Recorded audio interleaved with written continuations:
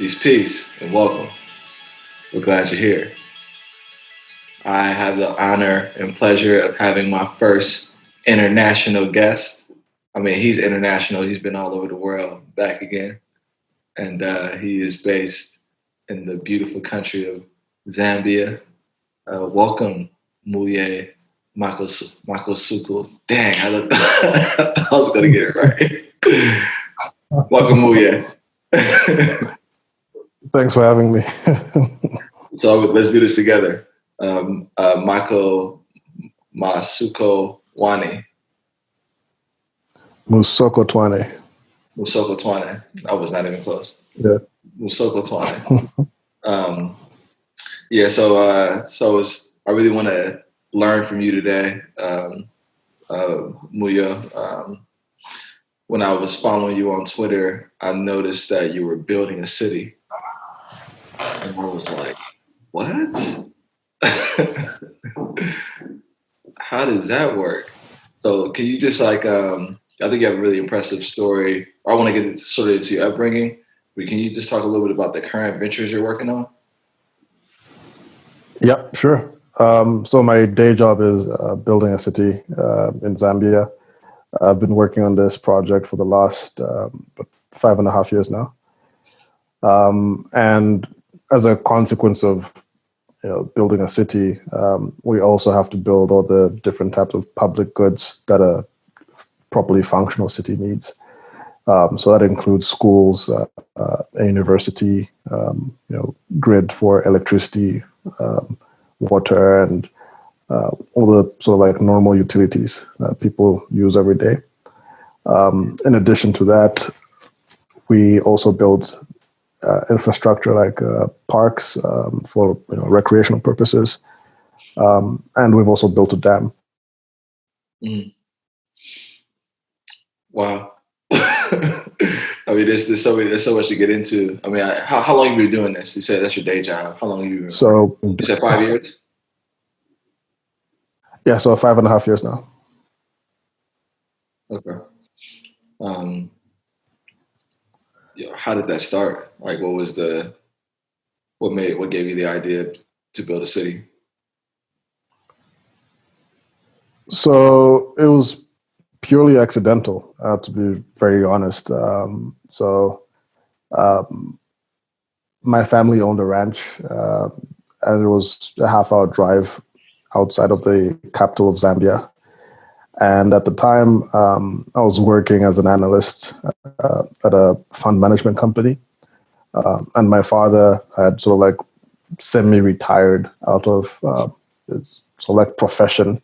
So he's an economist, and he'd been working professionally for like 30, 40 years by that point.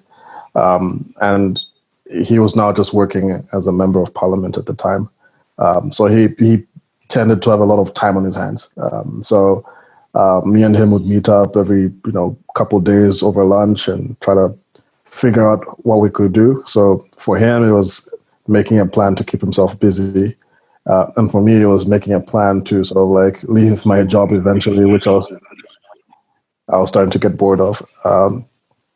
And so, we had this land, and it was like, what could we do with that land? And so we started looking around, and because I was working in a fund management business, I had to do a lot of research as part of my job as an analyst. And a bunch of that included looking at what was happening in the real estate space in Zambia.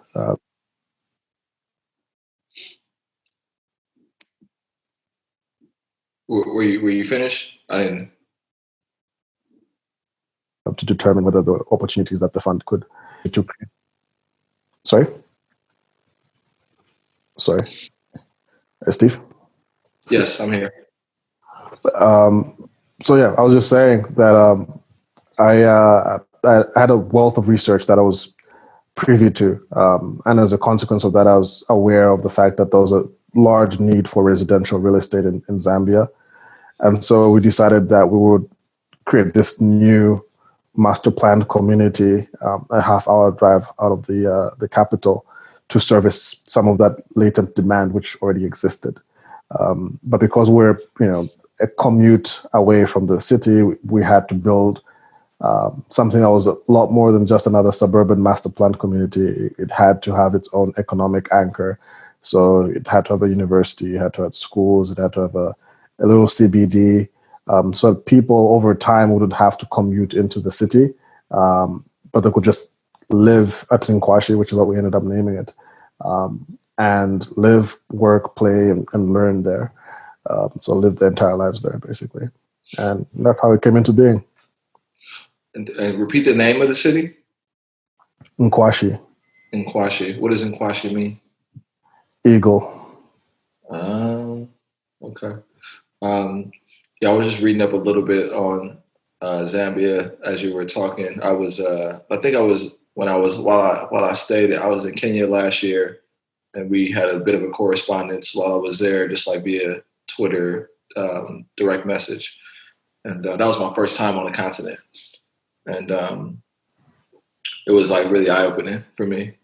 I don't know anything about Zambia necessarily. And I was just thinking as you were describing what you're doing compared to what was probably more familiar to me, like a suburb being created in America.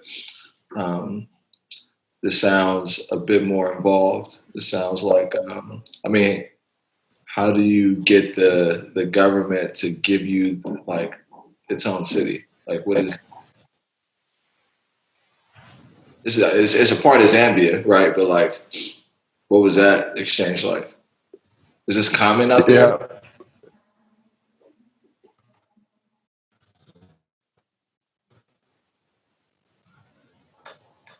Sorry, you broke off a little bit there. Could you just repeat the question?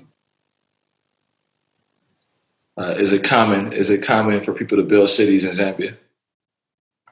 No, not at all. It's it's not common at all. So there's just two companies building cities in Zambia. Maybe like the one is a mining business, and because they're in the middle of nowhere and in the middle of the bush, and they've got 10,000 people who work for them, they had to build something from scratch to service their people. And then there's us, and even across Africa. There are a number of new city developments all over the place, but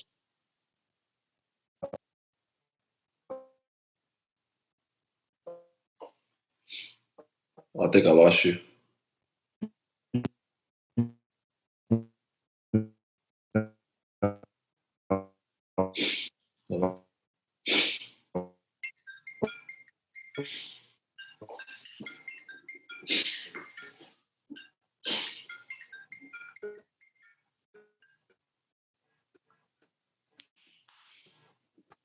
You broke up again.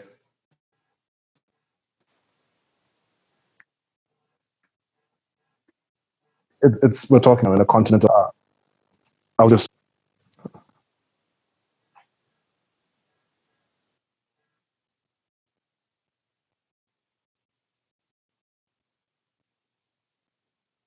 Is it clear now? Yep, I can hear you now.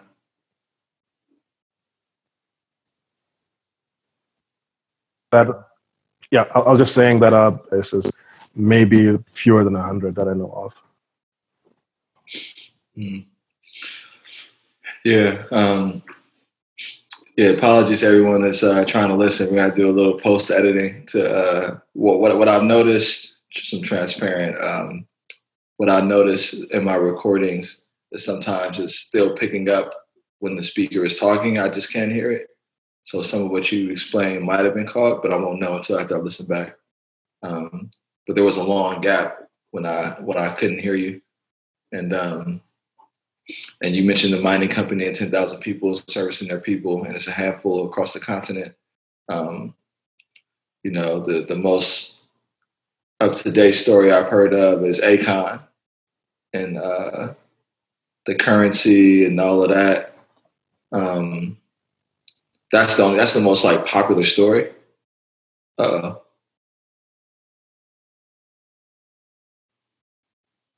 we've lost Mwiya. Before we started talking, we were talking about this book, Steve Biko, I Write What I Like, and I started to keep it. I think he's back. Can you hear me, brother?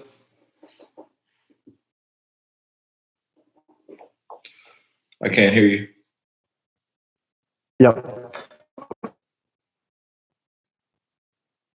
I heard you.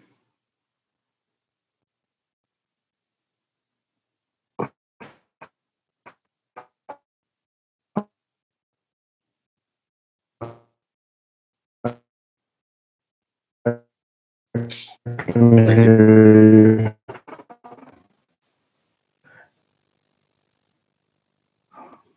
Hello. Yes. Yeah. So yeah, Akon is building a city in Senegal. So he's one of I guess a handful of city developers working on the continent, and there's Kanye as well, but Is he's he also building building? his in Wyoming or is in Idaho. He's building a city. You mean in America or in Africa? No, Kanye is building his in the U.S. I think it's in Wyoming or Idaho or Wyoming, wherever his ranch is. So yeah, you know more about city developers than me. I had no idea that was happening, but that's cool. um, so, what was the process like talking to the country's government about starting your own city or starting a city? It was actually pretty progressive. So it's pretty evident that there's a large deficit in housing in the country and infrastructure. And so, with that in mind, we didn't face any meaningful challenges getting this reviewed by them. And then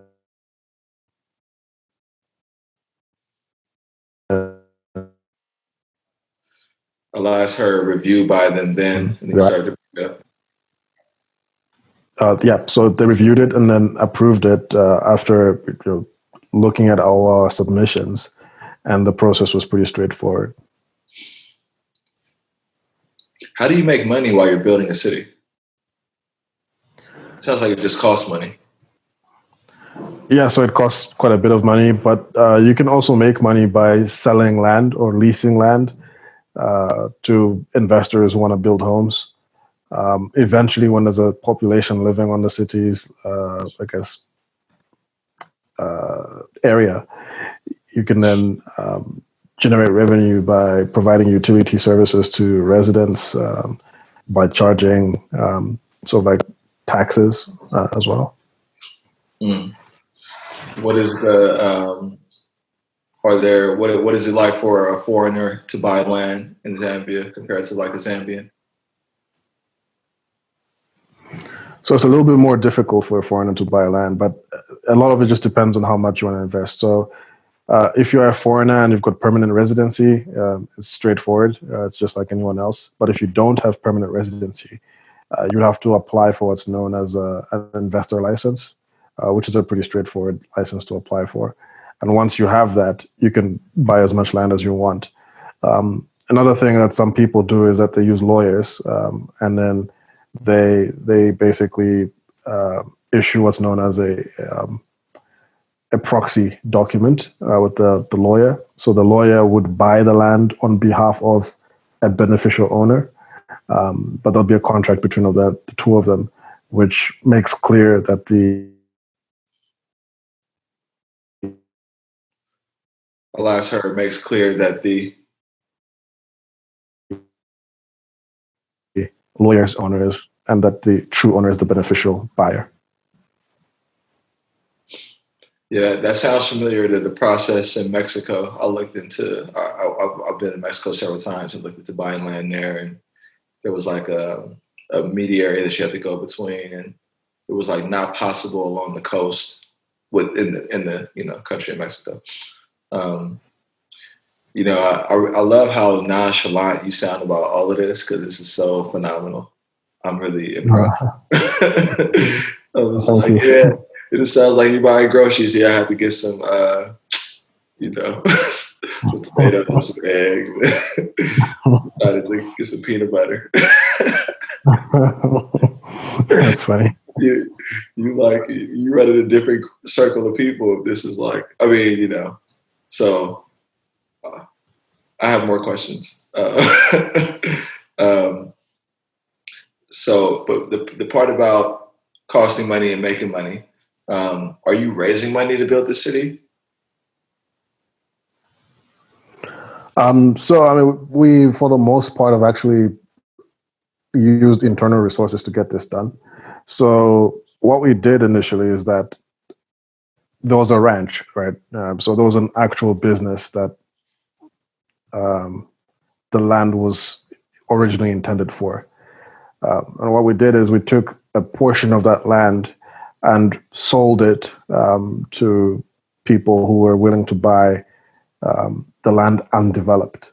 So we took 400 acres of land and subdivided it into 5 acre lots, and then sold it on an undeveloped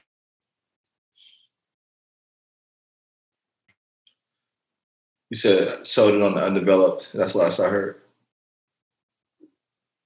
basis, still undeveloped basis. So basically, the people who were buying the land from us understood that we were not obliged to develop this bushland into anything other than what it was. That was their responsibility. But what that did is that it unlocked equity for us that we could then use to develop the rest of the development. So we started taking those cash flows and using them to do the master planning, the architectural planning, all the permitting, and all the processes related to that, the environmental impact studies, and the initial marketing. And then we started selling residential plots within this new development that we had started on payment plans, so that people would be able to afford them without a mortgage. And that created a new stream of cash flow that we then used to finance infrastructure and our administration and all those things. I see. I see. Um, how how profitable was the business before you sold it? Like, was it like what's explain a little more about the family operation? Like, are you all do you all help supply major sources of cattle for the country? Was it a small or medium sized business? What type of operation is it? So it wasn't very big. So we had about 700 head of cattle on the ranch. And so what we actually realized was that the land was worth more than the cattle operation would basically allow us to harvest. So it made more sense for us to just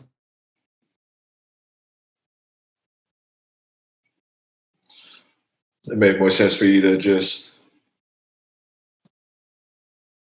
turn into real estate. We still have a cattle business, but we've sold a significant number of those. So right now we have about 500 dairy cows and maybe 400 beef cows. So that's still there, but it's really an insignificant part of our actual business now.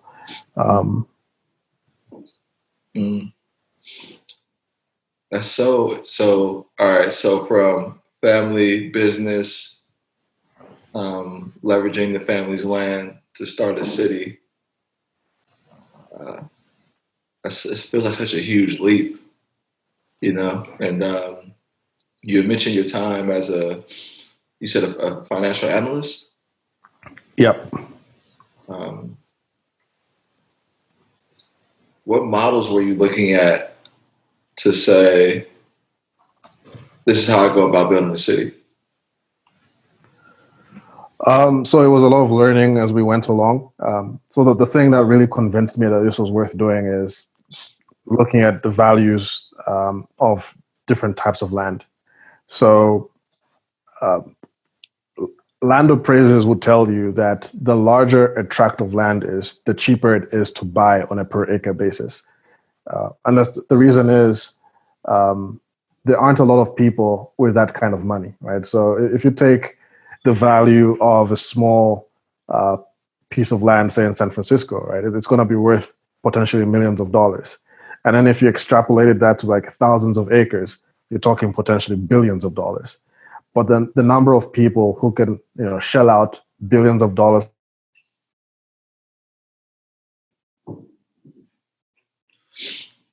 All right, last I heard was never people could shell out billions of dollars.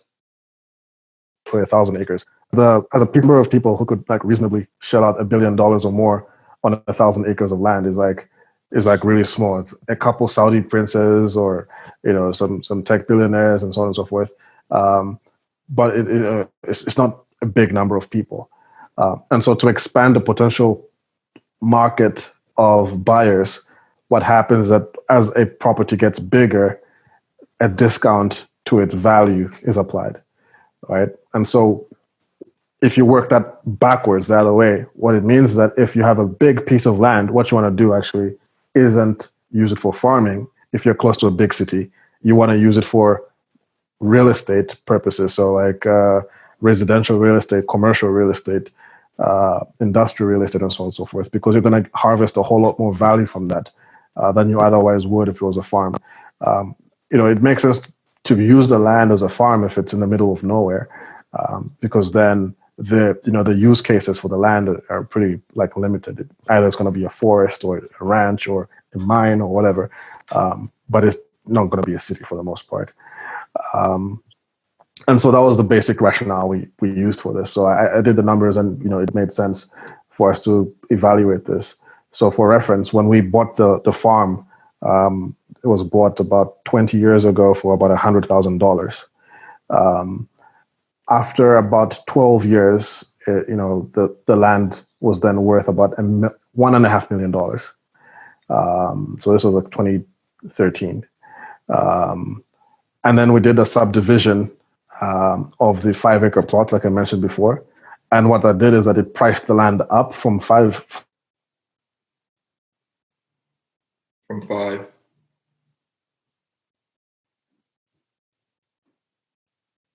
I can't hear you. Sorry, from 1.5. So 10 to 10.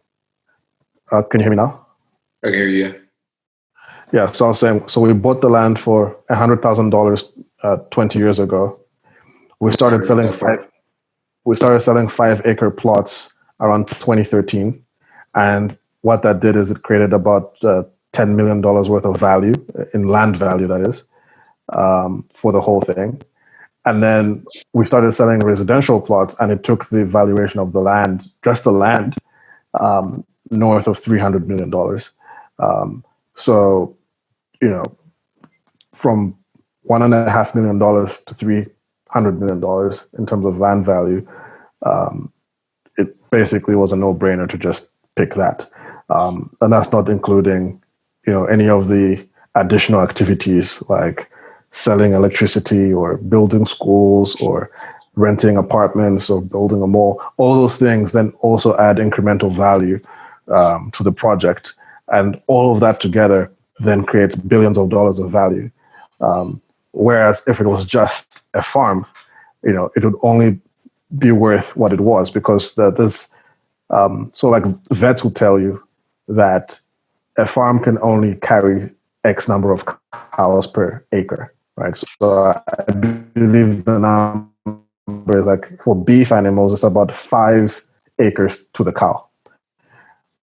And once you reach the maximum carrying capacity, you can't extend it unless you buy more land, right?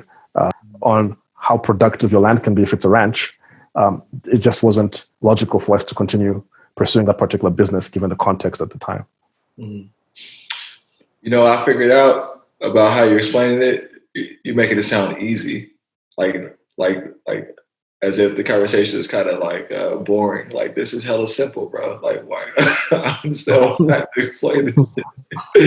Like, it makes me wonder what is hard, what you think is hard. Like, and maybe you're just used to talking about it because it's all still intriguing. What would you say? Like, what are the challenges that you're presented with now that excite you the most around the project? So I mean, doing this is very hard, to be honest. So, Okay. my Oh, I can't hear you.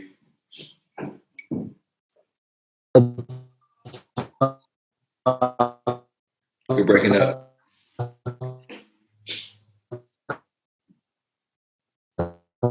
Cavalier, but I'm really not. Is this better? Yes. Yeah. So everything about the project is pretty challenging. We have to do a lot of learning as we go along. We have to learn how to build a dam. It was my first time building a dam. You have to learn about building grids and building houses and building roads and doing surveys, and all those things are difficult in their own right. And because you have to do them correctly, and if you don't do something right the first time, you have to redo it, and that makes it expensive. And so all of that is difficult. And then over and above that, we don't sell these properties for cash up front. We take credit risk. So we sell them to people largely on payment plans because that's what people can afford. And so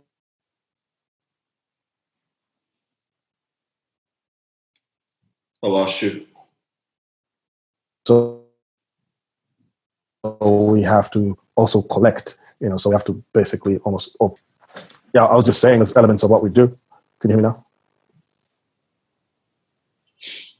Yeah, I figured that the payment plan thing. I don't know if I interrupted you because you started to break up, but I was wondering about so the way that the land increases in value makes sense.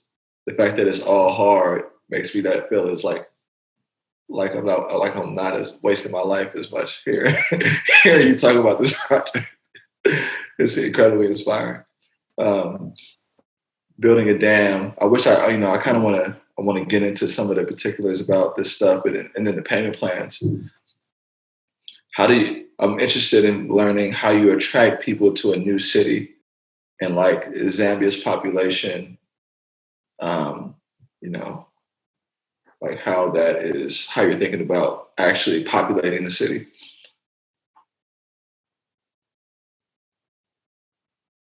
Is that better? Yes.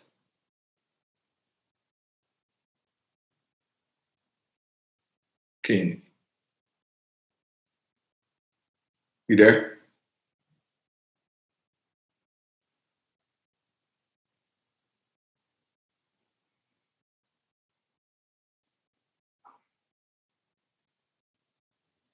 I can't hear you. Yeah, I'm here. I can hear you. Hello? Yep. Can you hear me? Okay. Yes, I guess to answer your question, the thing about Zambia that's very different to say the States is the fact that there, Oh, I lost you. You said there, and then I lost you. everything is more or less built as a function of population is pretty high. You guys are on 87%, I think is the number. Here it's the opposite, so it's like 30% urbanized. So most people live in rural areas, and it's a small but growing group of people who live in urban areas, but it's growing pretty rapidly. So Lusaka is growing at like almost 4% per year, so that's very rapid as far as cities go. And so because there's a real need for people to live somewhere, right? And there isn't enough property stock on the market, so there aren't enough houses relative to the need. What we were offering people felt compelling to them. The idea that they can buy a property that will be fully serviced. So by that I mean it will have all the amenities that they need to live comfortably, and then B, they don't have to pay cash up front for or get a mortgage and to pay for it. That was very compelling to a lot of people, and so because of that, we saw a lot of people decide to buy a property from us. Mm. So the city's actually populating now. No, we've only sold about just under a third of all the property in our inventory. So we still have more than 2/3 to sell. Okay. And you're selling lots or actual homes? So we're selling lots. Okay.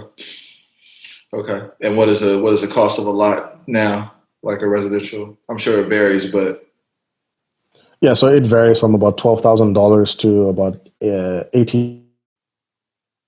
and that's just for the land.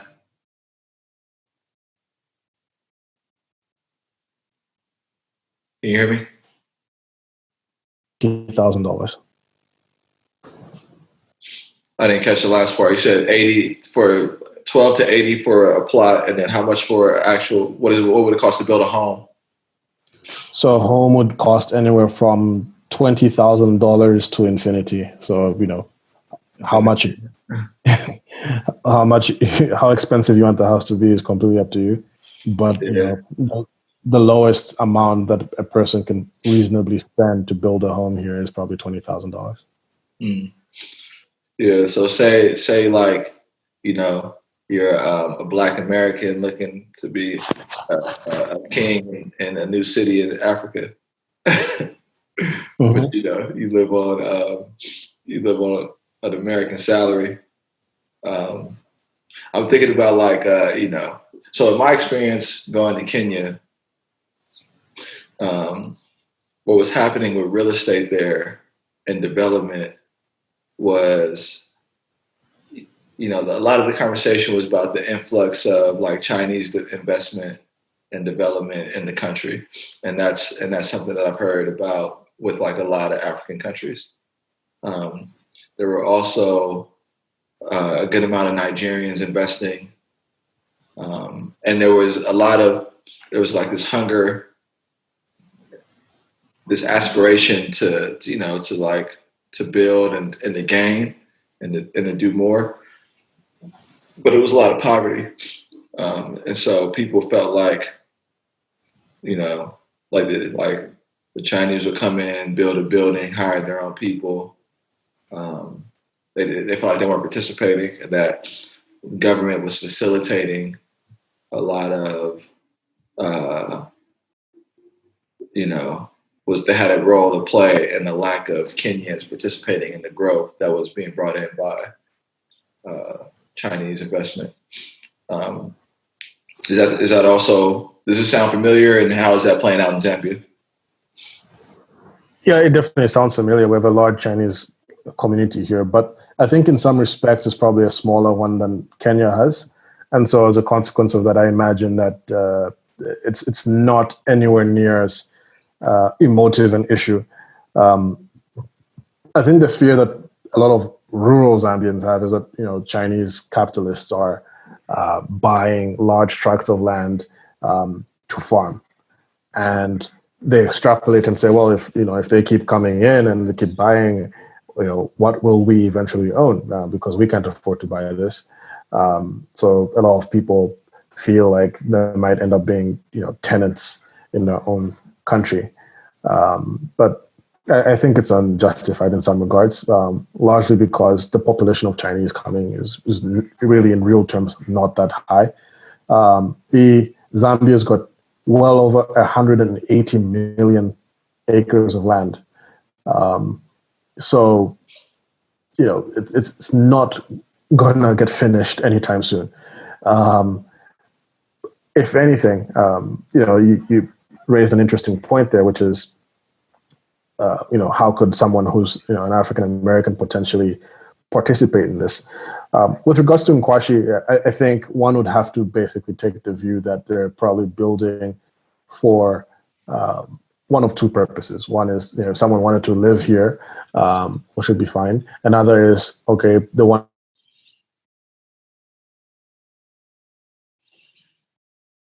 I lost you have to live here.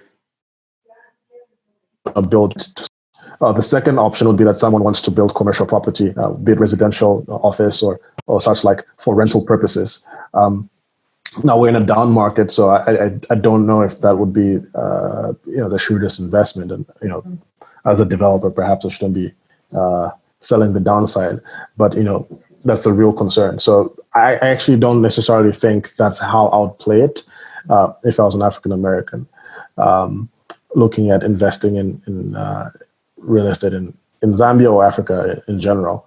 what I would be looking at is agriculture, right? So one of the projects that we're looking at working on in the next couple of years is a much larger development, and that one will have a significant agricultural component to it, where people who live elsewhere in the world but want to come to Africa to farm will be given an opportunity to do so. So we'll build a lot of the infrastructure up front. So we'll build roads, we'll build silos, we'll build, if a farmer wants it, we could put pivots, center pivots on their farm.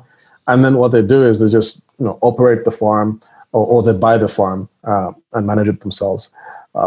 I think for a lot of people, that will be a lot more appealing for a number of reasons. One is land values in Africa are a whole lot lower than they are in the US. So in terms of return to your land, farming in Africa is a lot more profitable than it would be in the States. That's one. Two, labor in Africa is a whole lot cheaper than it is in the States. So in terms of your cost structure, it'll cost you a whole lot less to operate a farm here than it would there. The third thing is,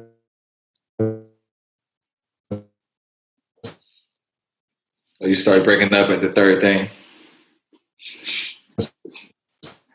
I was saying the US has an agreement with many African countries called the AGOA, right? And what this agreement basically does is that it gives African farmers access to the US market. All they have to do is meet certain FDA thresholds for quality purposes and sanitation and stuff.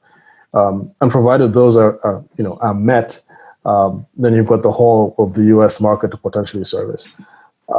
So I think that's the one thing I would probably sell or really support if I was to market something to African Americans. Though I know it's not necessarily the most sexy thing to be sort of selling, hey, be a farmer in Africa. But I generally think actually it's a pretty solid investment. Yeah. And I think that question is that interest is varied, because I think a lot of us, I think a lot of people, I don't know if it's urbanites or whatever, but we romanticize rural farm life, and so people think about open range and all of that. And that's been the case for me. Even having self-sustaining land, if I just had everything, and I was thinking about what would an effective retirement plan be? Well, one option could be having a place where I didn't really need to rely on spending money. It could just be whatever I've already cultivated. But farming is hard, and then dealing with people is hard. It's not unbearable. I'm used to dealing with people. People don't want to work. They don't show up. They have excuses, whatever, just people. That's true. And you have to deal with a lot of different people in a lot of different spaces. It's a lot of negotiating, and that was overwhelming to me, thinking about the dam operator versus the grid person versus the developer versus the cash buyer that's not paying. It's just whoa, bro. How big is do you have before I get off that, the farm thing, certain types of production I think is really attractive to people. And I'm looking at the Wikipedia page for Zambia, and because I was I want to ask him something that I was trying to think of what can you grow there that the two things I was thinking about was chocolate and coffee. What are the biggest? What are the things that are popular to grow there? So a lot of commercial farmers grow wheat, they grow corn, they grow soy, sugar, so sugarcane. There are a lot of large coffee estates here, and Zambian coffee is really good, actually. There's some tea plantations, cotton. tobacco. Yeah, I think those are the like really major ones. Okay. Okay. And is the coffee there? Is the coffee market there pretty much like wrapped up? Are there opportunities to continue to grow there?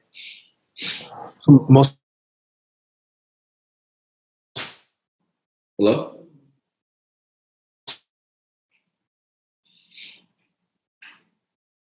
of the coffee grown in Zambia is actually, yeah, I was just saying very little of it stays here.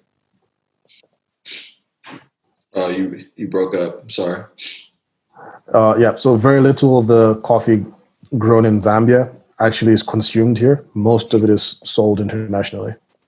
Right, but are there opportunities to? I'm sure there are always opportunities to buy and sell, but is it all on lock, or are there other areas untapped to grow coffee?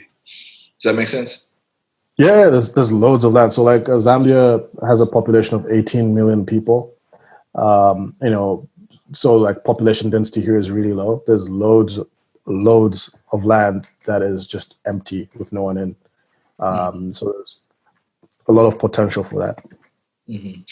Yeah, I noticed that. I noticed that in terms of like the coffee not being consumed there. I noticed that in Kenya because I was like, because in the States, and you've been all over the West and everything. Um, when you go to one of these high price cafes, like if it says Kenya on it, it's hella expensive, right? Yeah. And so I'm going to Kenya thinking I'm gonna have the best coffee on the planet, and they all drink instant coffee. I was pissed. I was like, what is going on? I heard it's like that in Colombia too. Like everyone there drinks the cheap stuff, and it all gets shipped out the country. Exactly. Yeah, that's crazy. Um, but yeah, if I like, the woman I've been seeing, she's Eritrean, and uh, a chocolatier, and Oh, nice. she has all of these aspirations about you know having a farm on the continent and then developing it and bringing it back. So whenever I think about farming, I learned a lot about how chocolate gets made through her, and so if I were to have something that was a farm, it'd likely be a coffee, like a coffee bean development, and that would be like a hobbyist thing. Like for me to go into that as like a whole business, I would have to think about it some more. But I know she's like deep into the chocolate stuff, and so I was curious if there's like only certain areas of the world where you can grow it. If Zambia is one of those places. Yeah, But Zambia is one of those places. But chocolate, no. So chocolate typically grows in much more, so like equatorial, tropical, rainforesty type places like Ghana. mhm. You have, and I'm looking at the history of Cecil Rhodes. Yep. Yeah, so Cecil Rhodes basically founded what became Zambia. Oh, damn. Yep. And the Rhodes So Scholarship is something that, I heard of the Rhodes Scholarship before I heard of who he actually was. And it's like one of these things like, these colonialists, they like make their fortunes on um, enslaving people and try to make it right by like branding these prestigious things. Um, yeah, I mean that was a very different time. Yeah, yeah, founded what became Zambia. I wasn't making that connection. I was just thinking about the mining piece. So, and the idea that the guy could. Yep. So basically, Zambia was founded by the British South Africa Company, which was controlled by Cecil Rhodes, and they were a mining business basically. So in essence, a mining business started Zambia. mm, And is that still a major economic engine for the country, mining? Yep, mining less so than it was in the past. So now it's about 15% of GDP, but it has a disproportionate influence on the economy because it's about 70% of our exports. Interesting. Is it mostly is it controlled by Zambians? Almost zero is controlled by Zambians, very little. So it's mostly like global multinationals. What are the major things found there? Are they diamonds? So there have been reports of diamonds, but it's I think there's negligible diamond deposits here. It's mostly copper and cobalt. Mm, mm. So that sounds like a whole other discussion and episode. um, is it so? Are you into the crypto scene also? Do you do that? Well, I've been working on a concept with some friends of mine. Okay, okay. You're also into photography. I've seen some of your photography on Twitter. That's looking to Yep. So basically, just take random photos whenever I'm up and about. So if a moment looks pretty cool, I'll just take a photo of it. Um, but yeah, with regards to crypto, it's something I'm actively working on. And in the next couple of months, I hope to share more about what we're doing. Okay, announcement coming soon. Do you Basically, yeah. do you have a family? Yeah, I do. So I have one child and a wife. Okay, okay. Um, are you do you write often? Are you a writer? Not as much as I would like. So I've been thinking about blogging for the longest time, but I don't have the discipline to actually just allot a specific number of hours per week to writing. So I tend not to.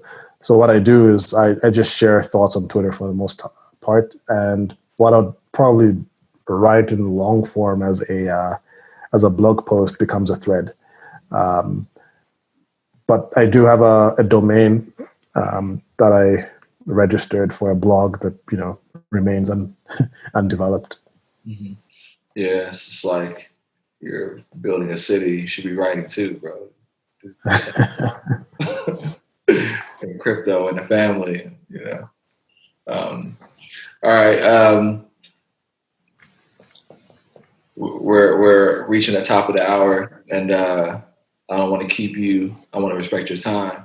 I'm so intrigued. And I think you're like 9 hours ahead or something like that. So I don't. Yeah, I know it's getting late out there. It's getting later. Yep. Um, how do I learn more? How do the viewers learn more about what's the name of the city called again? I know it's Eagle in English, but how do you pronounce it? Nkwashi. So it's Nkwashi. Okay. How do we learn more about Mkwashe? So you can go to the website. So that's nkwashi.com. Alternatively, you could go to my company's website. That's Tebe Investment Management. So it's THEBE-IM.com. Or you could follow me on Twitter. Awesome, man. I feel like this Monday is going to look different. I'm gonna start thinking about how I can build a city. I'm gonna copy paste your model. That was No, incredibly definitely. inspiring. I learned so much. I do want to. This is our first time actually talking, just offline. I want to stay in conversation and possibly do this again. Um, and I would also like to figure out how I can get a small group of people together to hear from you at a later date that I think would be also inspired by what you're doing. I mean, obviously we'll share this out, but just to have a one-on-one time permits, we should set that up too. No worries, man. I'll be honored to have more time spent chatting.